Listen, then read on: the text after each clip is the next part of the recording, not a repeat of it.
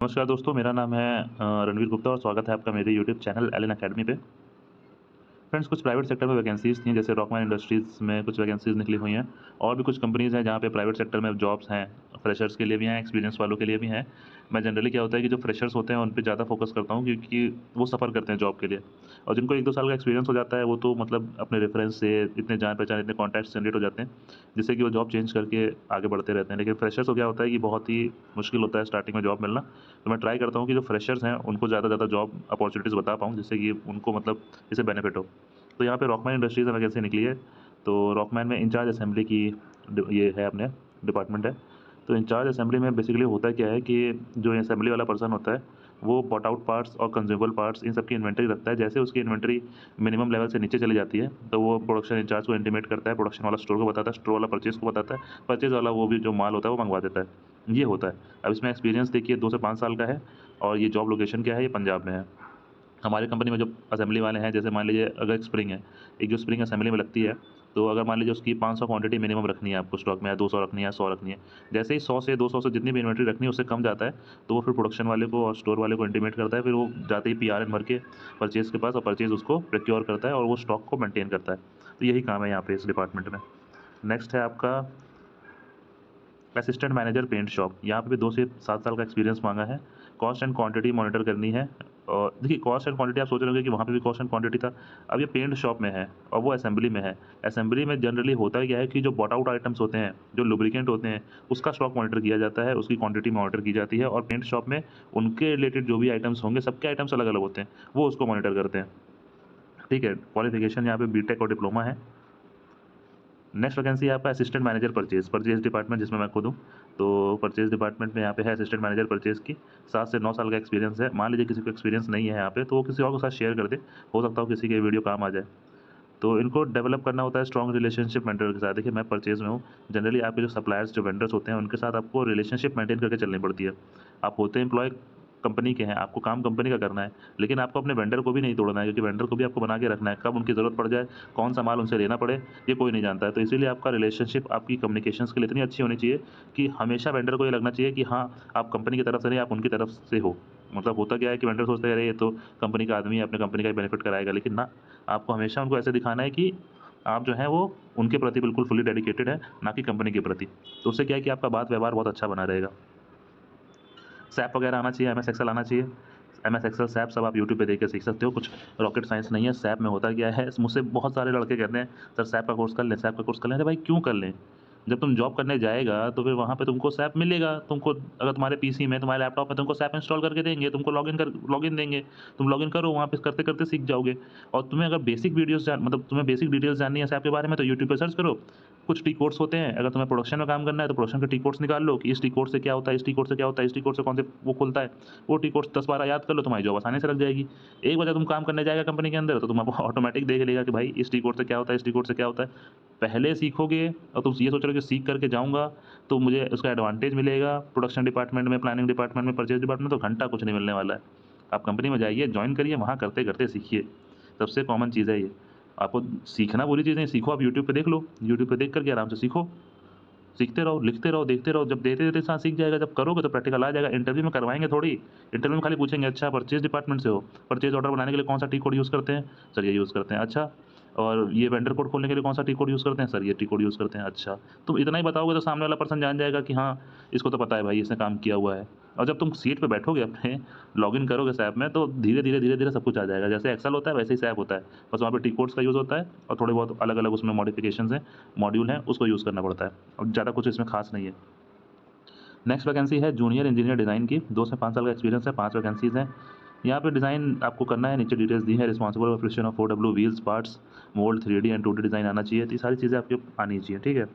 Next vacancy देख लेते हैं, सीनियर इंजीनियर डिज़ाइन की है, वो जूनियर इंजीनियर की थी, ये सीनियर इंजीनियर की है। यहाँ पे 5 से 7 साल का एक्सपीरियंस है और 4 वैकेंसीज़ हैं यहाँ पे। देखो फ्रेंड्स, जो लोग पहली बार इस वीडियो पे आ रहे हैं और जो लोग प्राइवेट सेक्टर में अपना करियर बनाना चाहते हैं, जो जॉब्स चाहते हैं, तो वो इस चैनल को सब्सक्राइब कर लें। इसमें इंस्टाग्राम का और मेरे फेसबुक का लिंक दे रखा है, तो वहाँ पे भी आप मुझे फॉलो कर सकते हैं। वहाँ पे मैं जॉब वैकेंसी शेयर करता रहता हूँ। किसी को पर्सनली कुछ बात करनी है तो वो भी मुझे इंस्टाग्राम पे मैसेज कर सकता है, वहाँ पे मैं उसको बता दूँगा।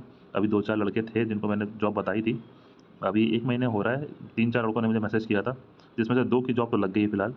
2 की जॉब तो प्राइवेट सेक्टर में लग गई है। अब मैं अभी बता दे रहा हूँ इस वीडियो में कि प्राइवेट सेक्टर में अगर आप करियर शुरू कर रहे हैं मैकेनिकल इंजीनियरिंग से, तो आप ये मत समझिएगा कि आपने बीटेक किया किसी भी कॉलेज से और आप जाते ही 30,000, 40,000, 25,000 से स्टार्ट हो जाएँगे। आपको जो सैलरी मिल रही है 15,000, 20,000 स्टार्ट करो, एक्सपीरियंस लो, 1 साल बाद स्विच कर दो, 1-2 साल कंटिन्यू स्विच करो, उसके बाद सीखते-सीखते तब आप जाके कहीं स्टेबल होगे, सैलरी आपकी 30,000 के अराउंड पहुँचेगी। लेकिन अगर आप ये सोच रहे हो नहीं मैंने 4 साल का इंजीनियरिंग कर लिया है किसी प्राइवेट कॉलेज से, अब मुझे 30,000 की जॉब मिल जाएगी जाते ही, तो नहीं मिलेगी। मैंने उन लोगों को भी यही सारी चीज़ें बताई थी, जिसमें से 2 लोगों ने मेरी बात मानी और उन्होंने करियर अपना शुरू कर लिया। एक की सैलरी 18,000 से शुरू हुई है, जिसकी इन हैंड सैलरी 15,000 है और एक की करीब मेरे हिसाब से 16,000 रुपए लगी थी ग्रॉस, उसको 13-14,000 रुपए इन हैंड मिल रहा है। तो ठीक है, वो लोग 1 साल से घर पे बैठे थे, मतलब something is better than nothing, कुछ तो कमा रहे हैं। तो ठीक है, करते-करते और आपको एक बार इंडस्ट्री में घुस जाओगे ना, तो फिर आप ऑटोमैटिक अपना रास्ता ढूँढ लोगे। आपको खुद ब खुद दिखेगा कि करना क्या है। लेकिन जब तक आप इंडस्ट्रीज़ के बाहर हो, इंडस्ट्री में गए नहीं हो, तब तक क्या है कि सब नया होता है और लोग आपको ऐसे देखने, अरे ये तो फ्रेशर है, इसको तो कुछ आता नहीं है। एक बार कंपनी में चले जाओगे ना, तो आप सारी चीज़ें जान जाओगे कि इस डिपार्टमेंट में क्या होता है, उस डिपार्टमेंट में क्या होता है। आपके लाइज़िंग इतने अच्छे बन जाएँगे, तो आप दूसरों का काम भी जान सकते हो कि ये बंदा क्या करता है, वो बंदा क्या करता है। ठीक है? तो वीडियो लंबा ना हो, तो इसीलिए मैं आगे बढ़ रहा हूँ। सुपरवाइज़र असेंबली की वैकेंसी है यहाँ पे। बीटेक माँगा है, 3 से 5 साल का एक्सपीरियंस और डिप्लोमा वाले भी यहाँ पे अप्लाई कर सकते हैं। फिर है assistant manager quality, customer quality के लिए। कस्टमर से जो कंप्लेंट आएँगी, कस्टमर से जो गालियाँ सुनने को मिलेंगी, इन केस आपका पार्ट रिजेक्ट हो गया, तो वहाँ पे जो असिस्टेंट मैनेजर होते हैं, उनको गालियाँ सुननी पड़ती हैं, उनको डील करना पड़ता है। और जो लोग पहली बार विज़िट कर रहे हैं, भाई चैनल को लाइक, सब्सक्राइब ज़रूर कर देना, इस वीडियो को अपने दोस्तों के साथ शेयर कर देना। तो और मतलब जो पॉसिबल है वो कर देना, क्योंकि देखो भाई बना रहा हूँ वीडियो तुम ही लोगों के लिए, तो एटलीस्ट लाइक, सब्सक्राइब तो ज़रूर कर देना। ठीक है? तो ये जो रॉकमैन की इंडस्ट्रीज़ थी, अब रॉकमैन इंडस्ट्रीज़ की वैकेंसी थी, इसका लिंक तुम्हें डिस्क्रिप्शन में मिल जाएगा, वहाँ से जाके अप्लाई कर देना। एंड चलते हैं कुछ और वैकेंसीज़ हैं वहाँ पे, वो भी देख लेते हैं, 3-4 वैकेंसीज़ हैं, वो भी देख लो एक बार, जिसको पसंद आए वो वहाँ पे भी अप्लाई कर सकता है। और हाँ, जब भी मेल करो ना, जैसे मान लो कोई मेल आईडी दी हुई है एचआर की, तो मेल करो तो उसमें पूरा कंटेंट लिख दो। अगर आप एक्सपीरियंस वाले हो तो करंट ऑर्गनाइज़ेशन क्या है, करंट सीटीसी क्या है, रिलोकेट होने के लिए रेडी हो कि नहीं हो, एक्सपेक्टेड सीटीसी क्या है। तो ये सारी चीज़ें वहाँ मेंशन कर दो, अपना नाम, अपना काम कि हाँ, मुझे इतना एक्सपीरियंस है और यहाँ-यहाँ मेरी ये पोस्ट है, ये सारी चीज़ें मेंशन कर दो। ठीक है? और मैं सोच रहा हूँ कि आपको कुछ इंटरव्यूज़ के क्वेश्चन आंसर बता दूँ। एक्सपीरियंस वालों को जनरली बहुत ज़्यादा फँसते हैं वो वहाँ पे कि आप अपनी जॉब क्यों छोड़ रहे हैं? पुरानी वाली जॉब क्यों छोड़ रहे हैं? हमारे यहाँ क्यों जॉइन करना चाहते हैं? अच्छा, तो आप सैलरी इतनी ज़्यादा क्यों माँग रहे हैं? अगर मान लो आपकी सैलरी 20,000 रुपए है, आप तो आप 25% हाइक माँग रहे हो, 30% हाइक माँग रहे हो, तो क्यों माँग रहे हो? वो आपको 10% दे रहा है, तो 10% आप करने के लिए क्यों रेडी नहीं हो? तो सारी चीज़ें इंटरव्यू में फेस करने के लिए बहुत क्वेश्चन आंसर होते हैं। मैं सोच रहा हूँ आपके साथ एक बार वो भी शेयर कर दूँ, जिससे हो सकता है आपको ये सब चीज़ें थोड़ी आसान लगने लगें। तो चलते हैं आगे, देखते हैं नेक्स्ट वैकेंसीज़। नेक्स्ट वैकेंसी आप यहाँ देख रहे हैं, जीईटी की है, यानी फ्रेशर वालों के लिए। जो पास आउट हैं 2022 में, वो यहाँ पे अप्लाई कर सकते हैं। ठीक है? नवी मुंबई में जॉब है। सीवी अपनी अच्छे से बना लेना, इनको मेल कर देना। सीवी अच्छी बनाना, बस ये नहीं कि एक्सेल में छाप दिया और दे दिया ना, अच्छी सीवी बनाना, पीडीएफ में कन्वर्ट करना और उसके बाद उसमें रिज्यूमे, कवर लेटर वगैरह लगा के नीचे मेल आईडी दी है, यहाँ पे मेल कर देना। और अगर तुम्हें दिक्कत हो रही है तो मुझे इंस्टाग्राम पे मैसेज कर देना, मैं बता दूँगा कि कैसे-कैसे करना है। ठीक है? लेकिन अच्छा करना, जो भी मतलब मेल वगैरह करना अच्छे से करना, सीवी अच्छी बनाना। नेक्स्ट ये पीआरआई इंटरनेशनल से है। पीआरआई यहाँ सोनीपत में है। यहाँ से अच्छी कंपनी है PRI, oil and gas sector की है। बढ़िया स्कोप है इस कंपनी में, मेरे जानने वाले 3-4 लोग हैं, यहाँ का एचआर को भी मैं जानता हूँ। तो देख लो, जिसको करना हो कर सकता है, 15 से 20,000 रुपये अराउंड मिल जाएगा। 15 से 20 क्या मैं बता रहा हूँ, 18 मिलेगा। ठीक है? फ्रेशर्स यहाँ पे अप्लाई कर सकते हैं और अपना क्या नाम है, 2 साल जिसको एक्सपीरियंस है वो भी यहाँ पे अप्लाई कर सकता है। अच्छी कंपनी है, यहाँ पे ग्रोथ अच्छी है। ऑयल एंड गैस सेक्टर में सबका स्कोप अच्छा है। ये ऑयल एंड गैस सेक्टर की है।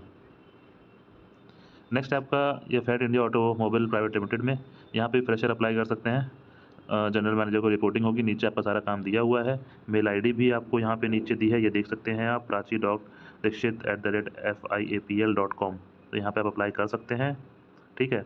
अप्लाई करिएगा तो बताइएगा कैसा रहा। एंड नेक्स्ट आपका है एमबीए फ्रेशर्स के लिए, पुणे में जॉब है। सैलरी वगैरह तो यहाँ पे मेंशन नहीं किया हुआ है, लेकिन सैलरी ठीक ही मिलेगी।